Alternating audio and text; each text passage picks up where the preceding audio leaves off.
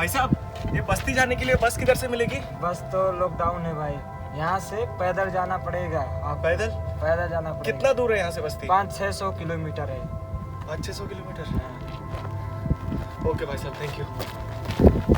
थोड़े से हम गम में डूबे, थोड़े से गम हम में डूबे, पैर ज़मीं पर टिकते नहीं, हम तो अनोखे बिकते नहीं, रुपयों की दुनिया झूठी दिखावट, रुपया नहीं तो हम दिखते नहीं, थोड़े से हम गम में डूबे, थोड़े से गम हम में डूबे, सपनों के पीछे अपनों को छोड़ा, अपने मिले तो सपनों को तोड़ा, थोड़े से हम गम में डूबे,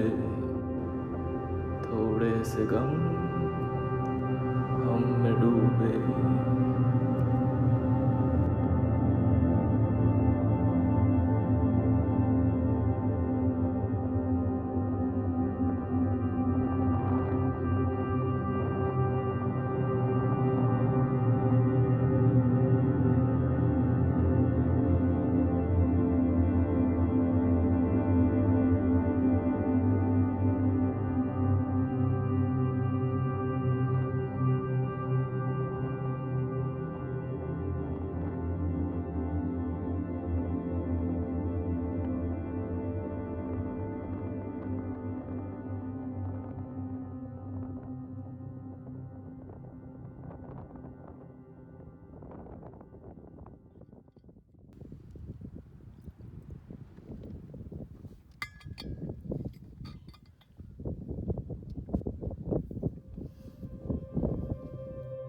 जब घर से निकला था शहर की ओर, तब नहीं जानता था कि मंजिल तक पहुंच पाऊंगा या नहीं।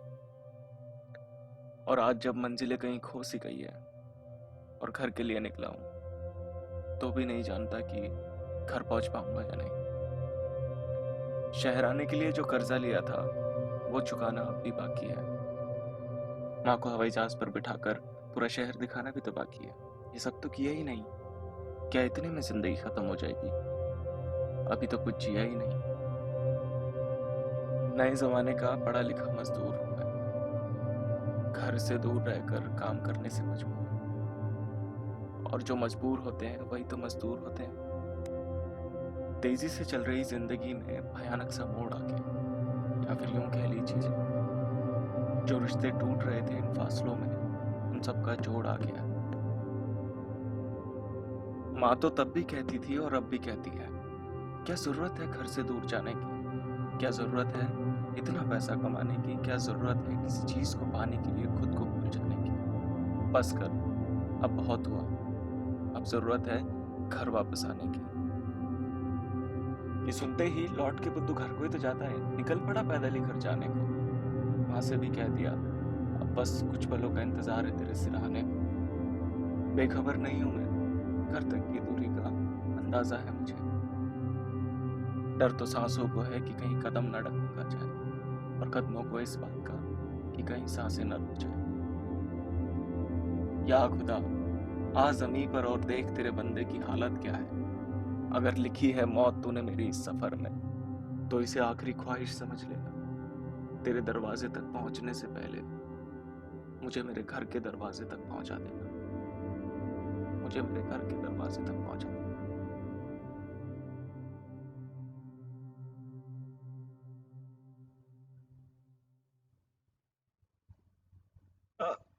अरे भाई साहब, आप वहां कहाँ जा रहे हो? वो रास्ता तो वापस शहर को जाता है। अरे शहर ही तो जा रहा हूँ।